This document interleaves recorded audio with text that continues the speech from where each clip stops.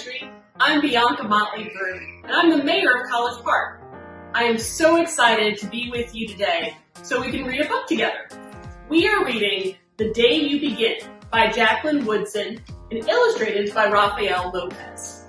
So let's get started.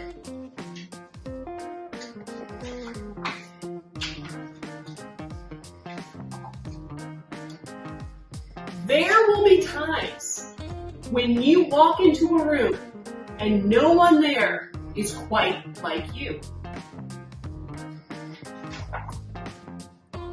Maybe it will be your skin, your clothes, or the curl of your hair. It's one of the reasons I liked this book, because I've got curly hair myself, so I can relate. There will be times when no one understands the way words curl from your mouth, the beautiful language of the country you left behind. My name is Rigoberto. We just moved here from Venezuela. And because they don't understand, the classroom will fill with laughter until the teacher quiets everyone. Rigoberto, from Venezuela, your teacher says so soft and beautifully that your name and homeland sound like flowers blooming, the first bright notes of a song. Look at all the music there and all the flowers blooming. It's beautiful. There will be times when the words don't come. Your own voice, once huge, now smaller. When the teacher asks, "What did you do last summer?" Tell the class your story. "We went to France," Shayla says. "These shells came from a beach in Maine." A boy named Jonathan holds out a jar filled with tiny shells so fragile they look like they'll turn to dust in your own untraveled hands. My whole family went to India, Spain, South Carolina. Each souvenir a small triumph of a journey. Their travels going on and on. Look at all the things that people have from their travels. And it looks like she doesn't have anything from traveling, but I bet she's got something else to talk about. And as you stand in front of that room, you can only remember how the heat waved as it lifted off the curb and your days spent at home caring for your little sister, who made you laugh out loud and hugged you hard at nap time.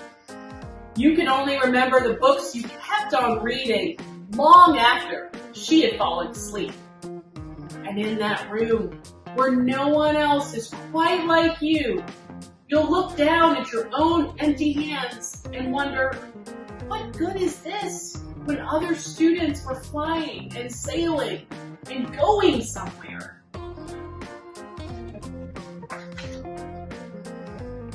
There will be times when the lunch your mother packed for you is too strange or too unfamiliar for others to love as you do. Everyone looks like they're looking at our lunch. They don't know what's going on.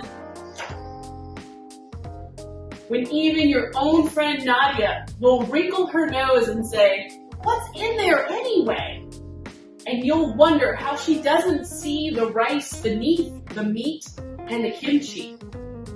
You'll wonder why she doesn't remember that rice is the most popular food in the world. She's got a sandwich. It looks like she's got rice and meat and kimchi, which is a fermented Korean dish with cabbage.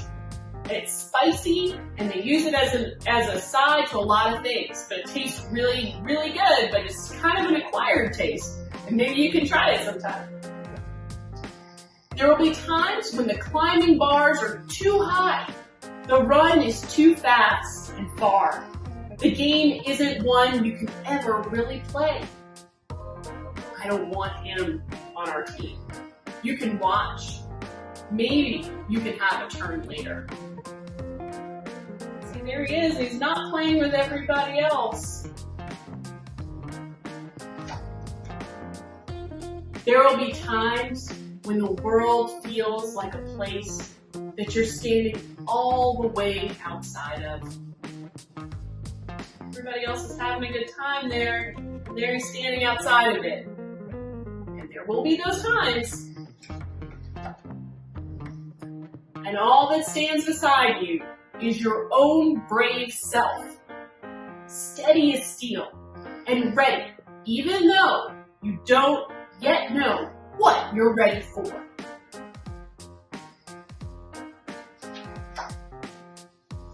There will be times when you walk into a room and no one there is quite like you until the day you begin to share your stories. My name is Angelina, and I spent my whole summer with my little sister. Tell the class, your voice stronger than it was a minute ago. Reading books and telling stories, and even though we were right on our block, it was like we got to go everywhere. Look at them traveling just because they're reading.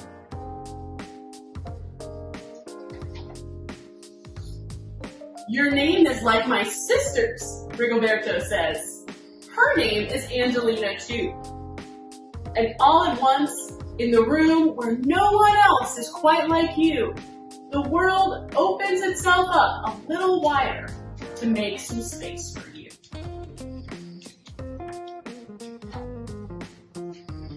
This is the day you begin to find the places inside your laughter and your lunches, your books, your travel, and your stories, where every new friend has something a little like you and something else so fabulously not quite like you at all.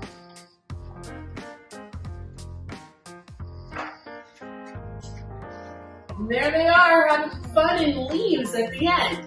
And that is the end of the book, and I really liked it because I think everyone feels that way where they're like the only person who's not in the in crowd sometimes, but everyone feels that way. And so do you ever think that kids have other advantages that you don't? I know that when I was growing up, I went to a school where people had more money than me, and it felt like sometimes I couldn't afford the things that everyone else had. But you know what I had inside me? Is I always knew that I could relate to people, that I could talk to people. So think about what's different about you. What's special? What are your strengths? Because you have them. Everybody has them. So think about the things that make you different and unique. Sometimes when we're on the outside of a group, we think that everyone else isn't feeling unsure of themselves. But do you ever think that other kids might feel bad or unsure of themselves too? It happens to just about everybody. Have you ever noticed things about other kids that you hadn't been aware of before?